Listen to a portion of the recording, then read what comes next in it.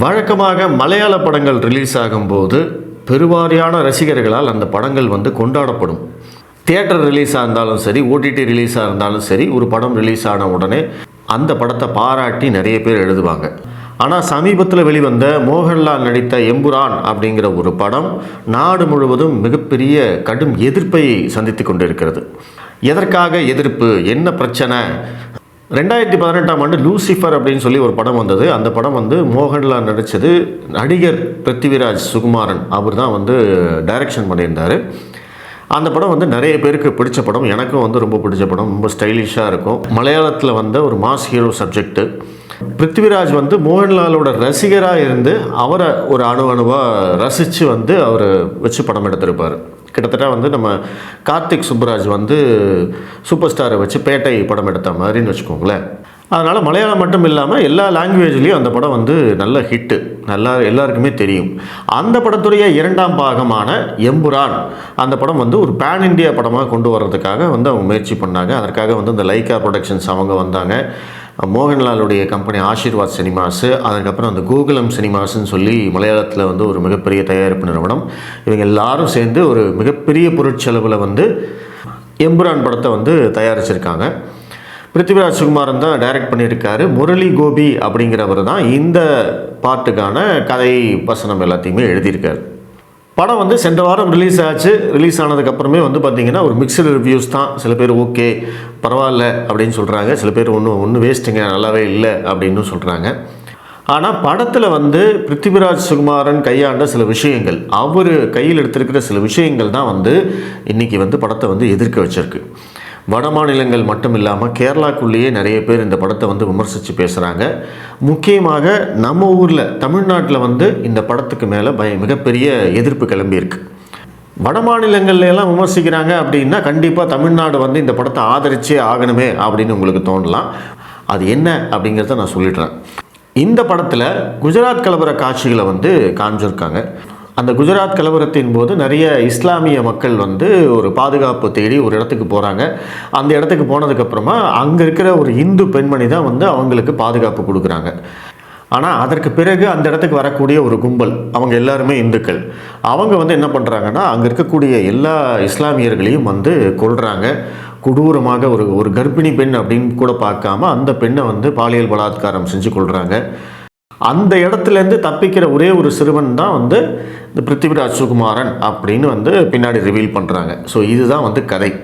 குஜராத் கலவரம் நடந்து கிட்டத்தட்ட 22 வருஷம் ஆச்சு. அந்த 22 வருஷத்துக்கு முன்னாடி நடந்த ஒரு விஷயத்தை மறுபடியும் இப்போ தோண்டி எடுத்து இப்போ காண்பிக்க வேண்டிய அவசியம் என்ன அப்படிங்கிறதே நம்மளுக்கு தெரியல. இதை பற்றி நிறைய படங்கள் வந்திருக்கு. ஆனால் இது உண்மை அப்படிங்கிறத யாரும் சொல்கிறதே கிடையாது. இப்போ இதே படத்தில் கோத்ரா ரயில் எரிப்பு சம்பவத்தை பற்றியும் காமிச்சிருக்காங்க. அப்போ கோத்ரா ரயில் எரிப்பு சம்பவம் ஒரு விபத்து அப்படின்னு காமிச்சிட்டு அதற்கு பிறகு குஜராத் கலவரம் இல்லை இஸ்லாமிய அந்த கலவரம் நடந்தது அப்படிங்கிறத காமிச்சிருக்காங்க.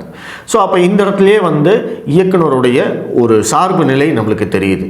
அதற்கு பிறகு அந்த கலவரத்தில் ஈடுபட்ட அந்த நபர், அதாவது அந்த இஸ்லாமியர்களை எல்லாம் கொன்று குவிக்கிறாங்க இல்லைங்களா, அந்த நபர் தான் 22 வருஷம் கழித்து பிற்காலத்தில் இந்திய அரசியலில் ஒரு மாபெரும் தலைவராக ஒரு மிகப்பெரிய பொசிஷனில் இருக்கிற மாதிரி காட்டுறாங்க.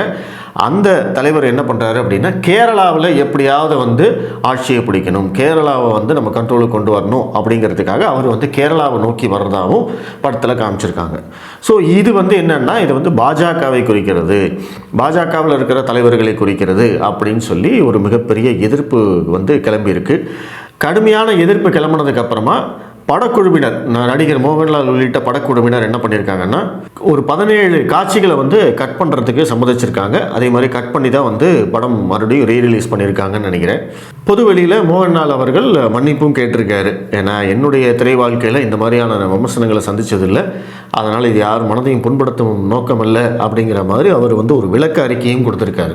இந்த விளக்க அறிக்கை வந்ததுக்கப்புறமா கேரள முதல்வர் பினராயி விஜயன் அவர் என்ன பண்ணியிருக்காரு அப்படின்னா இது கருத்து சுதந்திரத்துக்கு எழுந்த பிரச்சனை, குஜராத் கலவரத்தை பற்றி பேசக்கூடாதுன்னு சொல்கிறதுக்கு இவங்க யார், இது பாசிச பாஜக அப்படின்லாம் அவங்க தொடர்ச்சியாக பினராயி விஜயன் ஒரு அறிக்கை கொடுத்துருக்காரு. இதே பினராயி விஜயன் கேரளா ஸ்டோரி அப்படின்னு ஒரு படம் வரும்போது அந்த படத்தை தடை செய்யணும்னு கேட்டவரும் இதே பினராயி விஜயன் தான். இவருடைய ஹிஸ்ட்ரி எடுத்து பார்த்தோம்னா இதே மாதிரி நிறைய படங்களை வந்து தடை செய்த வரலாறும் கம்யூனிஸ்ட் கட்சிக்கு இருக்குது, இந்த பினராயி விஜயன் தலைவருக்கும் இருக்குது. ஆனாலும் இவங்க வந்து இப்போது கருத்து சுதந்திரம் அப்படின்னு பேசிகிட்டு இருக்காங்க. பொதுவாக பாஜகவுக்கு எதிரான அல்லது வலதுசாரி இந்துத்துவ அரசியலுக்கு எதிரான ஒரு படம் என்றால் கண்டிப்பாக அந்த படம் தமிழ்நாட்டில் கொண்டாடப்படும். ஒருவேளை அந்த படத்துக்கு ஏதாவது தடைகள் அப்படின்னு வந்ததுன்னா தமிழ்நாட்டில் என்ன பண்ணுவாங்க, வேணும்னே அந்த படத்தை வந்து நாங்கள் ரிலீஸ் பண்ணுறோம், நாங்கள் வந்து ப்ரமோட் பண்ணுறோம் அப்படின்னு சொல்லி ப்ரமோட் பண்ணுவாங்க. ஆனால் இந்த எம்புரான் படம் வட மாநிலங்களில் வந்து கடுமையான எதிர்ப்பை சம்பாதித்திருக்கிறது. அதற்கு பிறகு இந்த வலதுசாரி இந்துத்துவ அமைப்புகளால் வந்து இந்த படம் கடுமையாக விமர்சிக்கப்படுகிறது. அப்படி விமர்சிக்கப்பட்டும் தமிழ்நாட்டில் வந்து இந்த படத்தை பற்றி யாருமே பேசலையே, ஏன் அப்படிங்கிற கேள்வி வருது இல்லையா? அங்கே தான் வந்து ஒரு சிக்கல். என்னன்னா இந்த படத்தில் வந்து வெறும் குஜராத் கலவரத்தை பற்றி மட்டும் அவங்க பேசலை. இந்த படத்தில் வந்து அணைக்கட்டு ஒன்றை வந்து முக்கியமாக காமிச்சிருக்காரு. அந்த அணைக்கட்டு வந்து ஒரு மிக முக்கியமான பிரச்சனை, அதற்காக வந்து இந்த மஞ்சு வாரியர் அவங்க வந்து போராட போகிறாங்க அப்படிங்கிற மாதிரி நிறைய கதைக்களன் இருக்குது. அந்த இடத்துல வந்து அவங்க நிறைய வசனமெல்லாம் பேசுகிறாங்க. அந்த அணைக்கட்டு இருக்கக்கூடாது, அது இருந்தால் கேரளாவுக்கு ஆபத்து அப்படின்னு நிறைய வசனங்கள்லாம் பேசுகிறாங்க. அதில் அவங்க பேசக்கூடிய வசனங்களை வச்சு அந்த அணைக்கட்டு வந்து முல்லை பெரியாரை தான் இவங்க வந்து குறிப்பிடுறாங்க. முல்லை பெரியாறு அணை வந்து கேரளாவுக்கே ஆபத்து. ஏன்னா இந்த படத்துலேயே வந்து ஒரு வசனம் வருது, திருவிதாங்கூர் சமஸ்தானமும் பிரிட்டிஷ் அரசாங்கமும் வந்து 999 வருடங்களுக்கு வந்து ஒப்பந்தம் போட்டு இந்த அணைக்கட்டை வந்து கட்டியிருக்காங்க. இன்றைக்கி வந்து திருவிதாங்கூர் சமஸ்தானமும் இல்லை, பிரிட்டிஷ் அரசாங்கமும் இல்லை, அவங்க 2 பேரும் போயிட்டாங்க. ஆனால் இந்த ஆபத்து மட்டும் நம்மளுக்கு இருக்குது. அதாவது முல்லைப்பெரியாறு அணை அப்படிங்கிற அந்த ஆபத்து மட்டும் நம்மளுக்கு அப்படியே இருக்குது. அங்கே வந்து கீழே வந்து ஒரு சுவர் எழுப்புறாங்க, பேபி அந்த ஷட்டர்லாம் வந்து திரும்ப எழுப்புறாங்க, அதனாலெல்லாம் பயனே இல்லை. அணை உடைந்தது அப்படின்னா நம்ம கேரளாவே வந்து காலி ஆகிடும் அப்படிங்கிற மாதிரியான வசனங்கள் வந்து இந்த படத்தில் இருக்குது. அதே மாதிரி இந்த வட மாநில தலைவராக காமிக்கிறாங்க இல்லைங்களா, அந்த வட மாநில தலைவர் என்ன பண்ணுறாருன்னா ஒரு பாம் வச்சு இந்த அணையை வந்து உடைக்கணும், உடைச்சி கேரளாவே இல்லாமல் பண்ணணும் அப்படிங்கிற மாதிரிலாம் வந்து பேசுகிறாங்க. இந்த காட்சிக்கு வந்து தமிழகத்திலையும் கடுமையான எதிர்ப்பு கிளம்பியிருக்கு. தமிழக வாழ்வு உரிமை கட்சி தலைவர் வேல்முருகன் அவர்கள் நேற்று வந்து அறிக்கை விட்டிருக்காரு. அதுபோக தேனி மாவட்ட விவசாயிகள் சங்க தலைவர் பென்னிக்கு பாலசிங்கம் அவர் வந்து இது தொடர்பாக ஒரு வீடியோ வெளியிட்டிருக்காரு. இந்த காட்சிகளுக்கு வந்து படக்குழுவினர் மன்னிப்பு கேட்கணும், மோகன்லால், பிருத்திவிராஜ் இவங்க எல்லாருமே வந்து மன்னிப்பு கேட்கணும். இல்லை அப்படின்னா இந்த கோகுலம் சினிமாஸ்ன்னு சொன்னேன் இல்லையா, அவங்க தான் வந்து தமிழ்நாட்டில் கோகுலம் சிட் ஃபண்ட்ஸ் அப்படின்னு சொல்லி தமிழ்நாடு முழுவதும் வியாபாரம் பண்ணிக்கிட்டு இருக்காங்க. அந்த கோகுலம் சிட் ஃபண்ட்ஸ் நிறுவனத்துக்கு முன்னாடி நாங்கள் வந்து ஆர்ப்பாட்டம் பண்ணுவோம் அப்படின்னு சொல்லியிருக்காங்க. போதைப் பொருள் புழக்கத்தை பற்றி பேசுகிறது, கேரளாவிலே வலதுசாரி இடதுசாரி தீவிரவாதம் குறித்து பேசுகிறது, எல்லாத்த பற்றியும் பேசுகிறது. ஆனால் கடைசி எங்க வந்து நிற்கிறான்? முல்லைப்பெரியார்ல வந்து நிக்கிறான். முல்லைப்பெரியார்ல வந்து நிக்கிறான். அசுரனில் நாங்கள் கொண்டாடிய மஞ்சு வாரியார் என்ன செய்து முல்லைப்பெரியார வந்து அது என்ன சொல்லுது? திருவிதாங்கூர் மகாராஜாவும் பிரிட்டிஷ்காரனும் போட்டுக்கிட்ட ஒப்பந்தம் 999 வருஷத்துக்கு காலாவதி ஆகி போச்சு. அவனும் போயிட்டான், இவனும் போயிட்டான், ஆனா நாங்கள் ஆபத்தில் இருக்கிறோம் என்று சொல்லி மஞ்சு வாரியாருக்கு வசனத்தை கொடுத்து என்ன செஞ்சிருக்கிறாங்க? கோபியை வச்சு எழுத வச்சு அந்த மஞ்சு வாரியரை பேச வச்சிருக்கிறாங்க. எம்புரான் திரைப்படத்தை என்ன செய்ய வேண்டும்? இன்னைக்கு மோகன்லால் கேட்டிருக்கிறார். படத்தில் விரும்பத்தகாத காட்சிகள் இருப்பதாக நிறைய வருத்தங்கள் இருக்குது. அந்த வருத்தத்தை சரி செய்யும் விதமாக நிறைய எடிட் செய்ய போறோம், எடிட் செஞ்சு படத்தை வெளியிட போறோம் சொல்லியிருக்காரு. அந்த எடிட் செய்யப்படக்கூடிய காட்சிகளிலே முல்லைப்பெரியாறு குறித்த காட்சியும் இடம்பெற வேண்டும். அதை எடு, நீ முதல்ல அதை எடு. தமிழ்நாட்டில் நீ சிட்பண்ட் நடத்த முடியாது, பாத்துக்கோ. கோபால நீ என்ன செய்ய முடியாது? உன்னுடைய வலதுசாரி இடதுசாரி அரசியல் நீ கேரளாவில் வச்சு, உன்னுடைய ஜாதி அரசியலை நீ கேரளாவில் வச்சுக்கோ. நீ தமிழ்நாட்டில் வந்து படம் எடுத்து நீ பணத்தை சம்பாதிச்சு கேரளாவில் போய் படம் எடுத்து அது தமிழ்நாட்டுக்கு எதிராகத்தான் அந்த படம் இருக்கும் என்று சொன்னால் நாளை கழிச்சு என்ன செய்யறோம்? வர்ற புதன்கிழமை கம்பத்தில் இருக்கக்கூடிய கோகுலம் சிட் பண்ண முற்றுகையிட்டு போராட்டம் நடத்துறோம். இந்த போராட்டம் தமிழகம் முழுவதும் விரிவுபடுத்தப்படும். பகிரங்கமாக பிருத்திவிராஜ் சுகுமாரனும் நம்முடைய மஞ்சு வாரியாரும் மோகன்லால் என்ன செய்யணும்? தமிழ் மக்களிடத்திலே மன்னிப்பு கேட்க வேண்டும். இந்த படம் வந்து தமிழ்நாட்டில் மிகப்பெரிய அளவுக்கு வரவேற்பு இல்லை அப்படிங்கிறதுனால இந்த விஷயம் யாருக்கும் தெரியல. இப்போதான் வந்து கொஞ்சம் கொஞ்சமாக தெரிஞ்சு நிறைய பேர் இதை பற்றி பேச ஆரம்பிச்சிருக்காங்க. எதற்காக வந்து ஒரு பேன் இந்தியா படத்தில் வந்து முல்லைப்பெரியாறு அணையை பற்றி இவங்க பேசணும், எதற்காக வந்து குஜராத் கலவரத்தை பற்றி பேசணும் அப்படிங்கிற கேள்வியெல்லாம் இருக்குது. கருத்து சுதந்திரம் அப்படிங்கிறதுக்காக நீங்கள் என்ன வேணால் பேசலாமா? ஏன்னா மலையாள சினிமாவை பொறுத்த வரைக்கும் தமிழர்களை வந்து தொடர்ச்சியாக இழிவாக காட்டுறதே அவங்களுடைய வேலையாக இருக்குது. அவங்க வந்து ஆரம்ப காலகட்டத்திலேருந்தே அவங்க வந்து இதை தான் பண்ணுவாங்க. பாண்டிகள் அப்படின்னு சொல்லுவாங்க. கேரளா பார்டரில் இருக்கிற அந்த பக்கம் இருக்கிற தமிழர்கள் எல்லாத்தையுமே வந்து குடிகாரர்களாகவும் இல்லை பொம்பளை பொறுக்கியாகவும் அவங்கள வந்து வில்லனாகவும் காட்டுறது தான் வந்து மலையாள சினிமா தொடர்ச்சியாக பண்ணிக்கிட்டே இருக்காங்க.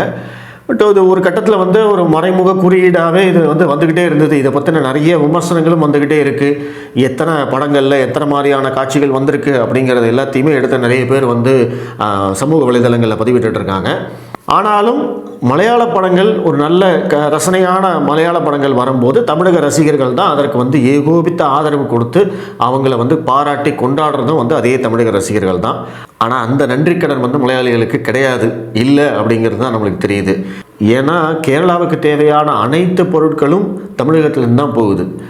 இவங்க தமிழகத்துலேருந்து நம்ம ஊரில் காய்கறி, முட்டை, பால் எல்லாத்தையுமே வாங்கிட்டு அவங்க என்ன பண்ணுறாங்க, அவங்களுடைய கழிவுப் பொருட்களை கொண்டு வந்து நம்ம தமிழ்நாட்டு பார்டரில் கொண்டு வந்து போட்டு போகிறாங்க.